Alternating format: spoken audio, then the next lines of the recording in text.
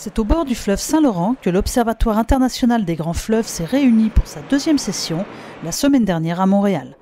L'organisme, créé en 2014 par la Compagnie nationale du Rhône et présidé par l'académicien Éric Orsena, souhaite porter une nouvelle vision du rôle des fleuves de la planète, oubliée de la lutte contre les changements climatiques. Alors les fleuves, c'est important parce qu'ils doivent rendre compatibles les différents usages, comme la production d'électricité avec les barrages, comme le transport fluvial, qui consomme moins d'énergie et moins polluant que la circulation par la route.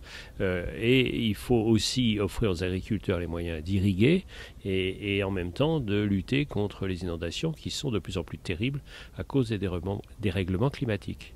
Pour le maire de Montréal, Denis Coderre, qui fut critiqué en octobre dernier lors du déversement des eaux usées de la ville dans le fleuve Saint-Laurent, la croissance économique devra dorénavant se conjuguer avec développement durable et accessibilité à l'eau pour les citoyens. On ne peut pas parler de développement économique sans parler de développement durable, donc nécessairement les deux vont de pair. Puis au même titre, si on parle de développement durable, on va parler nécessairement de parler de développement social.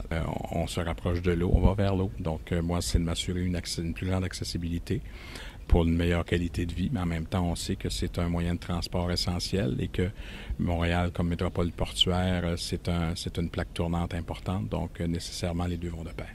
Selon Éric Orsena, la question de la gratuité de l'eau est au cœur de la préservation de cette ressource. On considère que l'eau a toujours été là.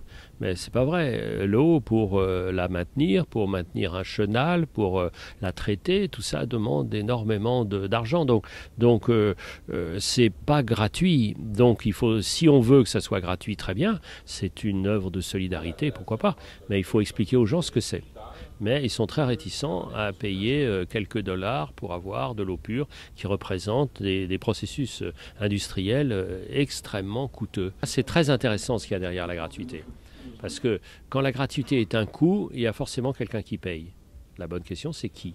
Quant à l'accessibilité aux berges du Saint-Laurent, après Pointe-aux-Trembles et Verdun, le maire Coderre fait une promesse aux Montréalais. Je veux récupérer le Vieux-Port pour qu'on redonne l'accessibilité davantage aux citoyens. Donc, ça fait partie de la vision à très, très court terme. Un reportage de Nathalie Simon-Claire au port de Montréal pour l'Outarde Libéré.